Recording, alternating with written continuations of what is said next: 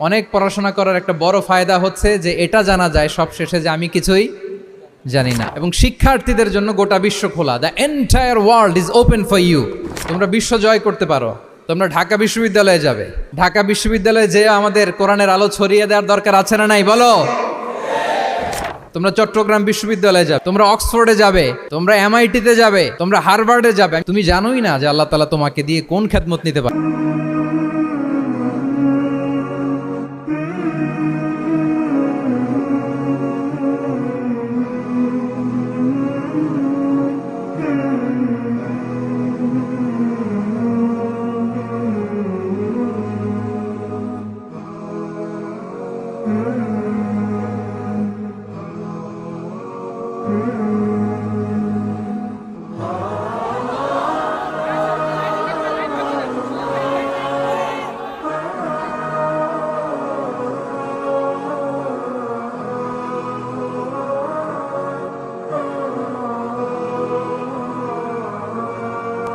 আসসালামু আলাইকুম ওয়া রাহমাতুল্লাহি ওয়া বারাকাতুহু। নাহমাদুহু ওয়া নুসাল্লি আলা রাসূলিহিল কারীম। আম্মা বা'দু ফাআউযু বিল্লাহি মিনাশ শাইতানির রাজীম। বিসমিল্লাহির রাহমানির রাহিম। আফালা ইয়াতাদাব্বারুনাল কুরআন আম আলা কুলুবিন আকফালুহা। সাদাকাল্লাহুল আযীম। রাব্বি ইশরাহ লি সাদরি ওয়া ইয়াসসির লি আমরি ওয়াহলুল উকদাতাম মিন লিসানি ইয়াফকাহু কওলি। তানজিমুল উম্মাহ ফাউন্ডেশন কর্তৃক আয়োজিত 13তম হিফজুল কোরআন অ্যাওয়ার্ডের আজকের এ চমৎকার আয়োজনে, এ চমৎকার অনুষ্ঠানে আপনারা যারা উপস্থিত হয়েছেন আপনাদের সবাইকে জানাচ্ছি আন্তরিক শুভেচ্ছা এবং মোবারকবাদ। আহলান ওয়া সাহলান ওয়া মারহাবান বিকুম ফি হাযাল লিকা আত-তাইয়্যিব আল মুবারাক। আমি শুরুতেই আল্লাহ রাব্বুল ইজ্জা ওয়াল জালালের দরবারে শুকরিয়া জ্ঞাপন করছি, যিনি আমাদেরকে এরকম চমৎকার একটি বরকতময় প্রোগ্রামে একত্রিত করেছেন। আমরা সবাই পড়ছি কালিমাতু শুকর আলহামদুলিল্লাহ। আল্লাহ তাআলার দরবারে শুকরিয়া জ্ঞাপনের পাশাপাশি আমি আজকের প্রোগ্রামের যারা অর্গানাইজার, আয়োজক, তাদেরকে অন্তরের অন্তঃস্থল থেকে শুকরিয়া জানাতে চাই। এরকম চমৎকার প্রোগ্রামে আমাকে ইনভাইট করবার জন্য আমি অত্যন্ত সম্মানিত বোধ করছি। এরকম চমৎকার একটি কোরআনের প্রোগ্রামে অংশগ্রহণ করার সুযোগ পেয়ে আজকের প্রোগ্রামে উপস্থিত আছেন তানজিমুল উম্মাহ ফাউন্ডেশনের সম্মানিত পরিচালনা পর্ষদ, উপস্থিত আছেন তানজিমুল উম্মাহ ফাউন্ডেশনের সম্মানিত শিক্ষকবৃন্দ, শুভাকাঙ্ক্ষীবৃন্দ, অভিভাবক মণ্ডলী এবং হেফজ কমপ্লিট করা শিক্ষার্থী বন্ধুরা, সাংবাদিক বন্ধুরা, ভলান্টিয়ার্স, আমি সবাইকে আবারও অন্তরের অন্তঃস্থল থেকে শুভেচ্ছা জানিয়ে শুরু করছি। শুরুতে আমি আজকের প্রোগ্রামের যারা মধ্যমণি, যারা হুফাজুল কোরআন, যারা অ্যাওয়ার্ড রিসিভ করেছে তাদেরকে আমি অফিশিয়ালি কংগ্রেচুলেট করতে চাই, অভিনন্দন জানাতে চাই যে তোমরা অনেক বড় একটি অর্জন ইতিমধ্যে সম্পন্ন করেছো, আলহামদুলিল্লাহ। এটা একটা হিউজ মাইলস্টোন। এটা যে কত বড় একটা নেয়মা বা সৌভাগ্য এটা কল্পনা করা যায় না। যে কোরআনকে বলা হয় এটা বিয়ন্ডলেস, বাউন্ডলেস, বটমলেস, মহাবিশ্বের মহাবিশ্বয় মহাগ্রন্থ আল কোরআন আল কারিমকে তোমরা তোমাদের সিনায় ধারণ করেছো। এটা অনেক বড় সৌভাগ্যের একটা ব্যাপার। আল্লাহ তাআলা ইরশাদ করছেন, ইন্না নাহনু নাজ্জালনা যিকরা ওয়া ইন্না লাহু লাহাফিজুন। নিশ্চয় আমি এই কোরআনকে নাজিল করেছি এবং এই কোরআন আল কারীমকে সংরক্ষণের দায়িত্ব আমি নিজেই নিয়েছি। কোরআন আল কারীমকে পৃথিবীতে প্রিজার্ভ করা বা সংরক্ষণ করা এটা আল্লাহ তাআলা তোমাদের মাধ্যমে করেছে। আলহামদুলিল্লাহ সুম্মা আলহামদুলিল্লাহ। এটা অনেক বড় সৌভাগ্যের ব্যাপার এবং সবার নসিবে এটা থাকে না। যাদেরকে আল্লাহ তাআলা পছন্দ করেন, যারা চুজেন পার্সোনালিটি টু আল্লাহ সুবহানাহু ওয়া তাআলা, শুধুমাত্র কেবলমাত্র একমাত্র তাদেরকেই আল্লাহ তাআলা এই সৌভাগ্য দান করেন। তো এই যে মাইল ফলক তোমরা স্পর্শ করেছো, এটা তোমাদের জীবনের অনেক বড় একটা অর্জন এবং নানা ধরনের খুশ নসিব তোমাদের ব্যাপারে ঘোষিত হয়েছে হাদিসে। আল মাহিরু বিল কোরআন মা আসসাফারাতিল কিরামিল বারারা ইকরা ওয়ারতাকি ওয়ারাত্তিল কামা কুনতা তুরাত্তিলু ফিদ দুনিয়া ফাইন্না মানজিলাতাকা ফি আখিরি আয়াতিন তাকরাউহা।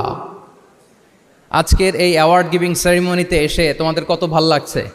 সবার চেয়ে তোমরা আলাদা, স্পেশাল পোশাক তোমাদের জন্য ক্রেস্ট দেয়া হয়েছে, সামনে এসে ফটো সেশনে অংশগ্রহণ করছো।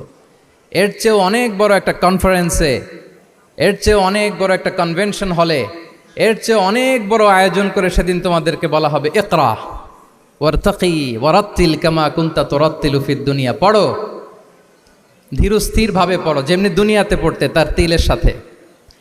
ঠিক যতটুকু পড়বে ততটুকু করবা, আল্লাহর সান্নিধ্য তোমরা পাবে। যতটুকু পড়বে ঠিক ততটুকু জান্নাতে তোমাদের ভবনগুলো উঁচু হতে থাকবে। আল্লাহু আকবার।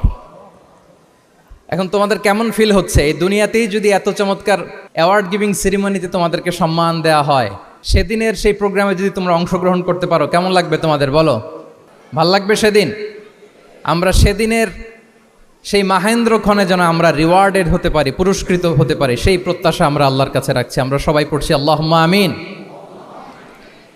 তো এই যে বিশাল এক কর্মযজ্ঞ তোমরা শেষ করেছো, আল্লাহর কালামকে তোমরা হেফজ করেছো, এখানেই শেষ নয়। This is just beginning. এটা কেবল শুরু। এটা কেবল কি? এটা কেবল শুরু। এই যে মাইল ফলক তোমরা স্পর্শ করেছো, এরপরে অনেক দূর তোমাদেরকে যেতে হবে। মাইলস টু গো, অনেক দূর যেতে হবে। এখন যেটা তোমাদের করতে হবে, কনসিস্টেন্ট রিভিশনে থাকতে হবে, মোরাজা করতে হবে এই কোরআনকে। এই কোরআনকে হেফজ করে ফেলা এটা সহজ, কিন্তু এটাকে টিকিয়ে রাখা বড্ড কঠিন। আমরা অনেক হাফেজে কোরআনদের সাথে পরিচয় হয়, তারা বলে যে শেখ হেফজ করেছিলাম কিন্তু এখন মনে নাই, ভুলে যায়। তো হেফজ করে ফেলাটা সহজ, কিন্তু এটা সিনায় রাখা মরণ অবধি, যতদিন দুনিয়াতে বেঁচে থাকি ঠিক ততদিন এই কোরআনকে প্রিজার্ভ করা, সিনাতে রাখা, এটা বড্ড কঠিন, অনেক বড় চ্যালেঞ্জ এটা তোমাদের জন্য। সো এই continuous revision of the Holy Quran এটা তোমাদের লাগবে। আল মুদাওয়ামাতু আলা কিরাআতিল কোরআন, প্রতিদিন ডেইলি বেসিসে এটা তোমাদের ডেইলি ওজিফা করে নিতে হবে। আমি সম্মানিত অভিভাবকবৃন্দ যারা আছেন তাদেরকেও বলবো যে এটা একটা টিম ওয়ার্ক, আপনাকেও হেল্প করতে হবে এখানে। আপনার বাচ্চা কোরআন তেলাওয়াত করবে, আপনাকে শোনাবে, আপনি তাদেরকে শোনাবেন। এই টিম ওয়ার্কের মধ্য দিয়ে এই কোরআন প্রিজার্ভ হবে, এটা থাকবে। এটা বড্ড জটিল। কোরআন হেফজ করা সহজ, কিন্তু এটাকে ধরে রাখা খুবই কঠিন। সো তোমাদের জন্য first and foremost reminder tonight, প্রথম রিমাইন্ডার হচ্ছে যে রেগুলার বেসিসে এই কোরআনকে মোরাজা করতে হবে, তা না হলে এই কোরআন থাকবে না। এবং আল্লাহ রাসূল সাল্লাল্লাহু আলাইহি ওয়া আলিহি ওয়াসাল্লাম তিনি ওসিয়ত করেছেন, তিনি বলেছেন তাআহাদুল কোরআন ওয়া ইন্নাহু আশাদ্দু তাফাল্লুচান মিনাল ইবিলি ফি উকুলিহা। তোমরা কোরআনকে ডেইলি রিভাইজ করো। যারা তোমরা হেফজ কমপ্লিট করেছো, হাফাজাতুল কোরআন, তোমাদেরকে উদ্দেশ্য করে আল্লাহ রাসূল সাল্লাল্লাহু আলাইহি ওয়া আলিহি ওয়াসাল্লাম বলেন যে তাআহাদুল কোরআন, তোমরা ডেইলি বেসিসে কোরআনকে কি করো? রিভাইজ করো, রিভিশন দাও, মোরাজা করো, এটাকে সম্মান করো। ফাইন্নাহু আশাদ্দু তাফাল্লুচান মিনাল ইবিলি ফি উকুলিহা, কেননা পোষ মানানো হয়নি এরকম কোনো বন্য উট যদি এটা রশি ছেড়ে দেওয়া হয়, এটা যেমনি ছুটে পালায়, দৌড়ে পালায়, এটারে ফিরে আনা যেমনি কঠিন, কোরআন হেফজ করার পরে, মুখস্থ করার পরে কেউ যদি ভুলে যায়, ওইটারে আবার রিভাইভ করা তার চেয়েও বেশি কঠিন। তো এই জন্য ডেইলি বেসিসে রিভাইজ করতে হবে। এবং আল্লাহ রাসূল সাল্লাল্লাহু আলাইহি ওয়া আলিহি ওয়াসাল্লাম তিনিও যাতে ভুলে না যান, বারবার কোরআন পড়তেন, বারবার রিভাইজ করতেন। রাসূল সাল্লাল্লাহু আলাইহি ওয়াসাল্লামের কষ্ট হয়ে যেত, ফলে আল্লাহ তাআলা বলেছেন লা তুহাররিক বিহি লিসানাকা লিতা'জালা বিহি ইন্না আলাইনা জামাআহু ওয়া কুরআনা ফাইদা ক্বরানাহু ফাত্তাবি' কুরআনা। নবী, আপনি তাড়াহুড়ো করে, এত কষ্ট, এত প্রেশার আপনার উপর নেওয়ার দরকার নেই, আমি আপনাকে পড়িয়ে দেব। জিবরিল যখন পড়ে শুধু ফলো করেন, সেটা একবার পড়ে নিন, মুখস্থ আমি আল্লাহ করে দেব। সানুকরিউকা ফালা তানসা, আপনি আর ভুলবেন না। এরপরেও আল্লাহ রাসূল সাল্লাল্লাহু আলাইহি ওয়া আলিহি ওয়াসাল্লাম রেগুলার বেসিসে কোরআন পড়তেন, সাহাবাদেরকে কোরআন শোনাতেন, আবার সাহাবাদের কাছ থেকে কোরআন শুনতেন। সো এই কোরআনকে যদি তোমরা তোমাদের সিনায় আজীবনের জন্য রেখে দিতে চাও সযত্নে, তোমাদেরকে রিভিশন দিতে হবে। এখন খুব বেশি বেশি revise and revise, revise after revise তোমাকে দিতে হবে। এবং সারা বছর কোরআনের যতটুকু নাজিল হতো, আল্লাহ রাসূল সাল্লাল্লাহু আলাইহি ওয়া আলিহি ওয়াসাল্লাম রমাদান আল মোবারকে জিবরিল আলাইহিস সালামের সাথে রিভিশন করতেন। সারা বছর যা নাজিল হলো এটা আল্লাহ রাসূল সাল্লাল্লাহু আলাইহি ওয়াসাল্লাম জিবরিল আলাইহিস সালামকে শোনাতেন, আবার জিবরিল আলাইহিস সালাম আল্লাহ রাসূল সাল্লাল্লাহু আলাইহি ওয়াসাল্লামকে অতটুকু শোনাতেন। যে বছর তিনি ইন্তেকাল করবেন ওই বছর দুইবার তিনি গোটা কোরআনকে জিবরিল আলাইহিস সালামের সামনে পেশ করেছেন, শুনিয়েছেন।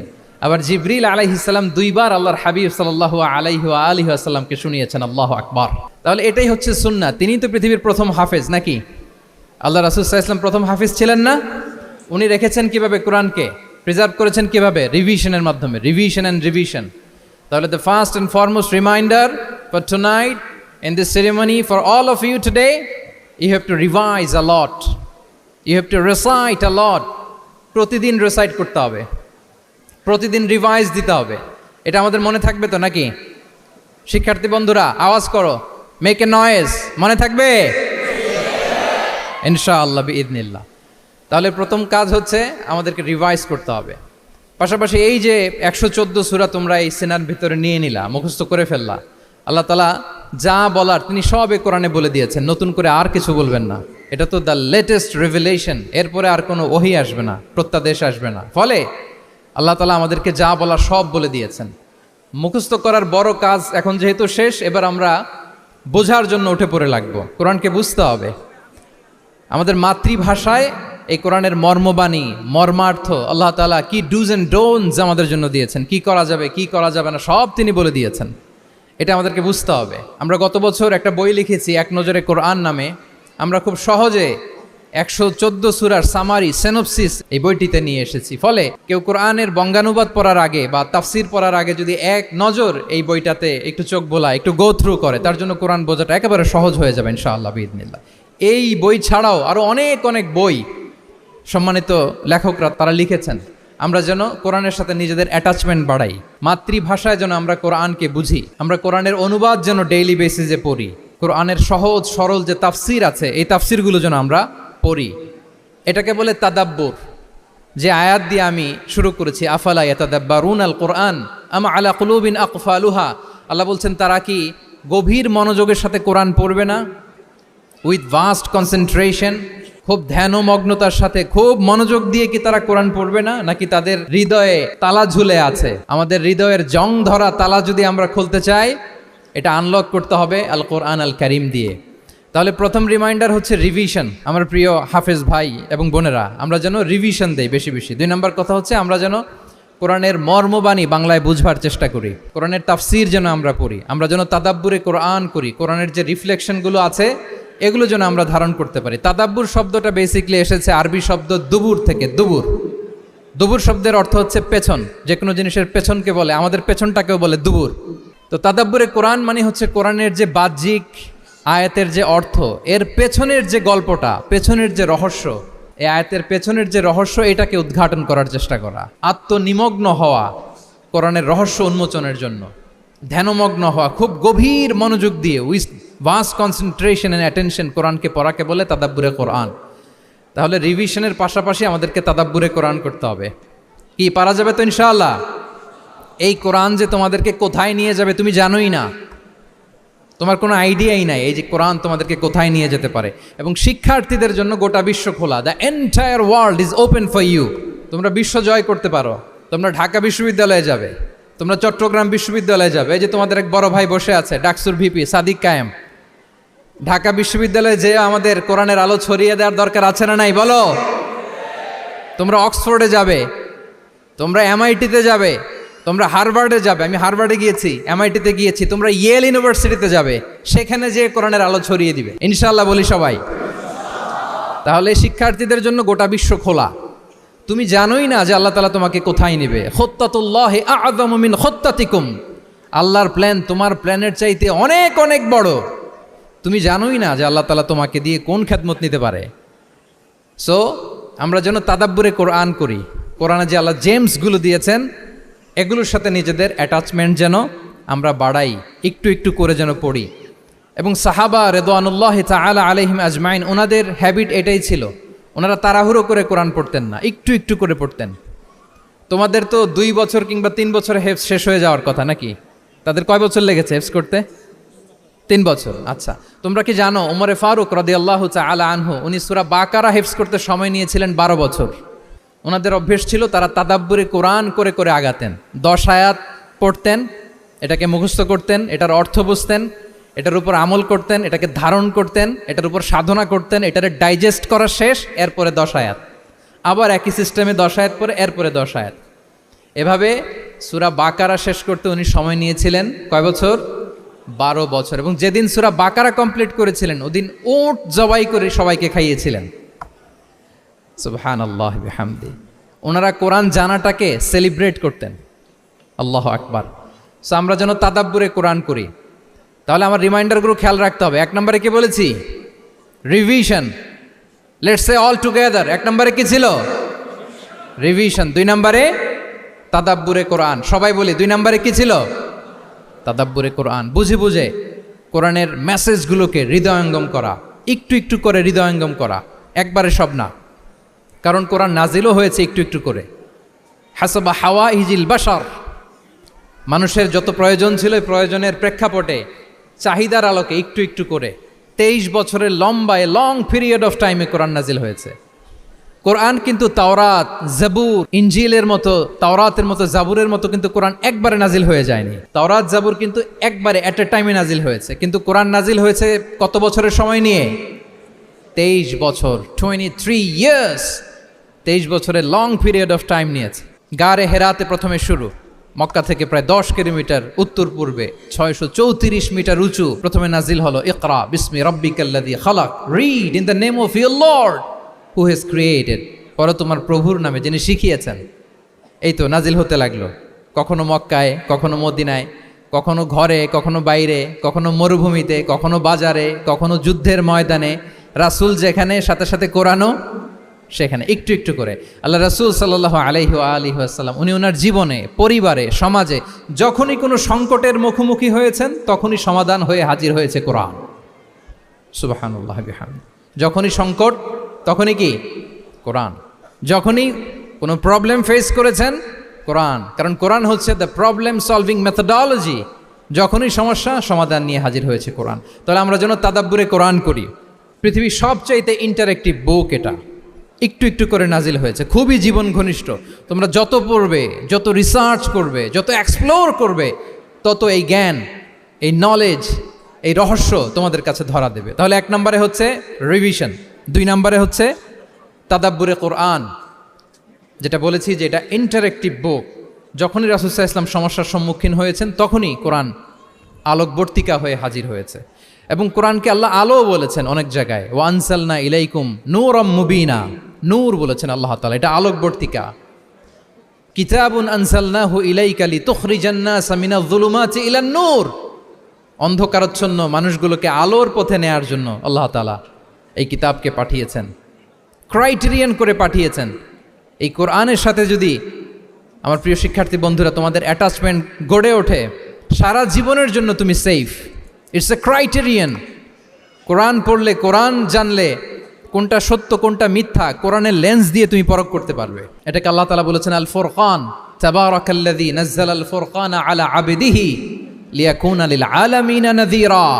ফুরকান মানে the criterion, it differentiates between right and রং, কোনটা সত্য কোনটা মিথ্যা, কোনটা ভালো কোনটা মন্দ। এটা কোরআনের লেন্স দিয়ে যদি তুমি পরখ করো, তোমার জন্য গোটা বিশ্বটা সহজ হয়ে যাবে, কোনটা সত্য তুমি সহজেই বুঝতে পারবে। তাহলে আমরা ডেইলি বেসিসে রিভিশন দিব, আমরা কোরআনের সাথে নিজেদের অ্যাটাচমেন্টকে বাড়াবো। রেগুলার বেসিসে আমরা তাদাব্বুরে কোরআন করব। কি করব? তো ইনশাআল্লাহ সবাই একসাথে আওয়াজ করে পড়ে ইনশাআল্লাহ। বিশাল এক কর্মযজ্ঞ তোমরা শেষ করেছো, এবার নতুন কর্মযজ্ঞের পথে তোমরা হাঁটবে। কোরআন তোমরা মেমোরাইজ করেছো এবং এখন জ্ঞানের অন্যান্য যে ব্রাঞ্চ আছে, শাখা প্রশাখা আছে, সেগুলোতে তোমরা বিচরণ করবে। জ্ঞানার্জনের একটা মূলনীতি তোমাদের সাথে আজকের এই প্রোগ্রামে শেয়ার করে আমি আমার সংক্ষিপ্ত আলোচনা শেষ করব। ইসলামিক জ্ঞান হোক কিংবা কনভেনশনাল জ্ঞান হোক, জ্ঞানার্জনের জন্য 3টা বিষয় অপরিহার্য, এটা আমাদের খেয়াল রাখতে হবে। 1 নম্বর হচ্ছে বিনয়, 2 নম্বর হচ্ছে সফর, 3 নম্বর হচ্ছে সবর। এবার আমি জিজ্ঞেস করি, তোমাদের মুখ থেকে আমি শুনতে চাই, বলো জ্ঞানার্জনের জন্য অপরিহার্য বিষয় কয়টা?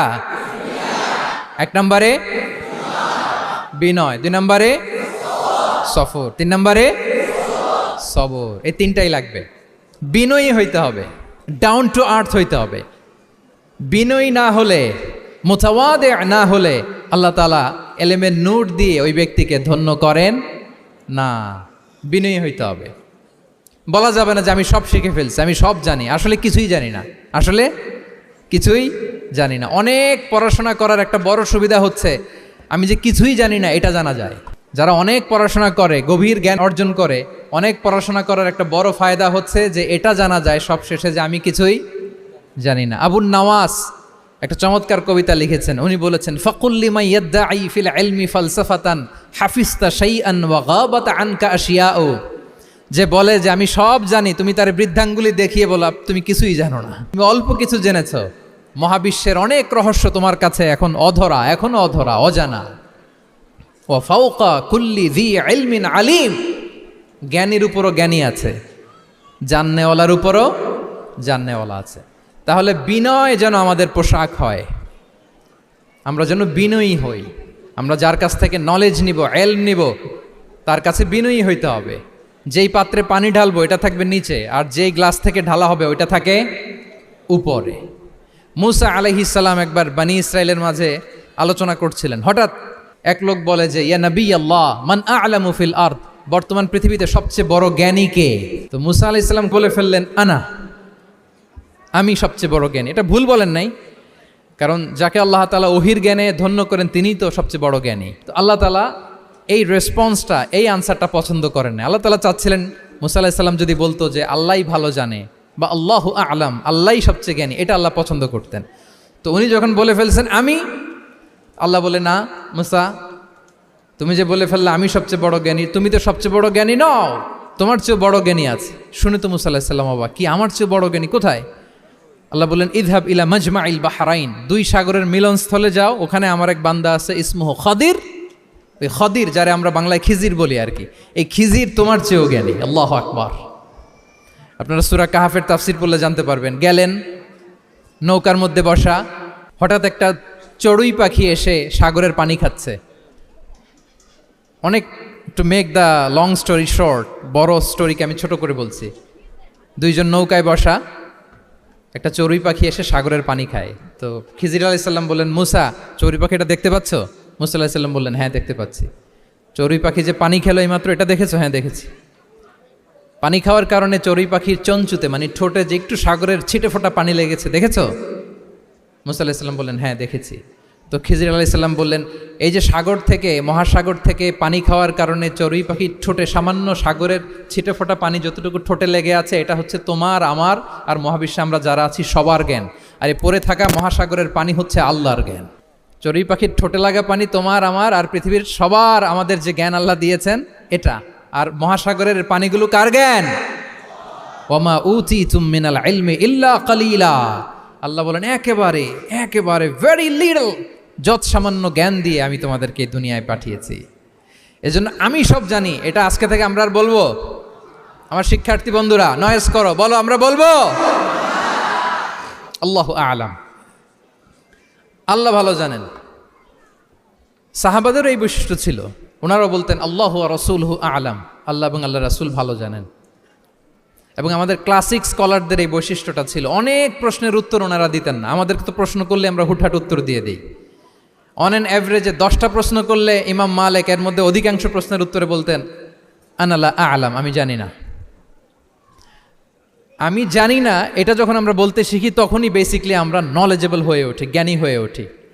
তাহলে জ্ঞানার্জনের জন্য অপরিহার্য কয়টা বিষয় বলেছিলাম, মনে আছে না? ঘটনা শুনতে শুনতে কয়টা মোট? 1 নম্বরে বিনয়। আমরা বিনয়ী হব। আওয়াজ করে বলি, আমরা কি হব? আমরা বিনয়ী হব। এই যে আমরা কোরআন হেফজ করলাম, এরপরে তুমি যদি বুখারী হেফজ করো, মুসলিম হেফজ করো, এটা তোমার বাহ্যিক জ্ঞান অর্জন হয়েছে। জ্ঞানের দুইটা সাইড, একটা ইন্টারনাল নলেজ আর একটা হচ্ছে এক্সটার্নাল নলেজ। বাহ্যিক জ্ঞান এটা হয়েছে, আরেকটা আছে ইন্টারনাল নলেজ, এটাকে বলে অন্তর্নিহিত জ্ঞান। ইলমে লাদুন্নি ওয়া আল্লামনাহু মিন লাদুন্না ইলমা। এইটা শুধু কোরআন হেফজ করলেই হয় না, এটা কোরআন পড়ার পরে, হাদিস পড়ার পরে, এগুলোর উপর আমল করার পরে, বছরের পর বছর সাধনা করার পরে আল্লাহ তাআলা কোনো ব্যক্তিকে ইলমের নূর দেন। এটা এত সহজ না। আমরা এক্সটার্নাল নলেজ, বাহ্যিক জ্ঞান খুব সহজেই রিসিভ করতে পারি, কিন্তু ইন্টারনাল নলেজ, যেটা অন্তর্নিহিত জ্ঞান, যেটা তোমার দূরদৃষ্টি বাড়াবে, তোমার ফেরাসাত বাড়াবে, তোমার বিচক্ষণতা বাড়াবে, তোমার ফারসাইটেডনেসকে বাড়াবে, ওই অন্তর্নিহিত জ্ঞানের জন্য বছরের পর বছর সাধনা করতে হয়। সো আমরা যেন বিনয়ী হই, এটা হচ্ছে নাম্বার 1। 2 নাম্বার কি বলেছিলাম? সফর। ফানজুরু কাইফা কানা আকিবাতুল মুকাজ্জিবিন। আল্লাহ বলে সফর করো, সিরু ফিল আরদ, ট্রাভেল করো। ট্রাভেল করলে তোমার চোখ খুলে যাবে। তুমি যদি পেট্রাতে যাও, জর্ডানের পেট্রায়, তোমার চোখ খুলে যাবে। তুমি যদি ফেরাউনের লাশ দেখে আসো, তুমি অবাক হয়ে যাবে। তুমি যদি জর্ডানের ডেড সি ঘুরে আসো, তুমি অবাক হয়ে যাবে। 1000টা বই পড়ে তুমি ওই জ্ঞান অর্জন করতে পারবে না, যেই জ্ঞান তুমি ট্রাভেলিং করে অর্জন করতে পারবে। তাহলে ভ্রমণ করতে হবে। আর 3 নম্বরে কি বলেছিলাম? সবর। মানে হার্ড ওয়ার্কিং হইতে হবে, পরিশ্রমের কোনো বিকল্প নাই। There is no alternative to be hard working, কোনো বিকল্প নেই, হার্ড ওয়ার্ক তোমাকে করতেই হবে, এটাই সবর। এই তিনটা প্রশিক্ষণই আল্লাহ তাআলা মুসা আলাইহিসসালামকে দিয়েছিলেন। লম্বা ঘটনা, তিনি খিজির আলাইহিসসালামের সাথে সফরও করেছেন, ওনার কাছে যে বিনয়ী হয়েছেন, তারপরে বারবার উনি ধৈর্য হারা হয়ে যাচ্ছিলেন, আল্লাহ ধৈর্যেরও পরীক্ষা নিয়েছেন। তাহলে বিনয়, সফর এবং সবর, এই তিনটা জিনিস জ্ঞানার্জনের জন্য অপরিহার্য। এই ফিচারগুলো দিয়ে, এই ক্যারেক্টারিস্টিক্সগুলো দিয়ে যেন আল্লাহ তাআলা আমাদেরকে ধন্য করে। আমরা সবাই পড়ি আমিন। আমরা আল্লাহর কোরআনকে যেভাবে হৃদয়ে ধারণ করতে পেরেছি, আমরা যেন কোরআনের তাদাব্বুরের মধ্য দিয়ে, কোরআনের রিফ্লেকশনগুলোর সাথে নিজেদের অ্যাটাচমেন্ট বাড়ানোর মধ্য দিয়ে আলোকিত মানুষ হতে পারি। আল্লাহ তাআলা আমাদেরকে তৌফিক দান করুক। আমি আবারও তানজিমুল উম্মাহ ফাউন্ডেশনকে অন্তরের অন্তঃস্থল থেকে শুভেচ্ছা জানিয়ে, এবং তোমাদের যে এই চমৎকার সাফল্য, এই সাফল্যর ধারাবাহিকতা কামনা করে তোমাদের জন্য প্রাণ ঢালা অফুরান দোয়া এবং ভালোবাসা রেখে আমার সংক্ষিপ্ত আলোচনা এখানেই শেষ করছি। আল্লাহ তাআলা আমাদের সবাইকে কথাগুলো বোঝা আর আমল করার তৌফিক দান করুক। হাদা মা ইনদি ওয়াল ইলমু ইনদাল্লাহি আলাইহি তাওয়াক্কালতু ওয়া ইলাইহি উনীব। আসসালামু আলাইকুম ওয়া রাহমাতুল্লাহি ওয়া বারাকাতুহু।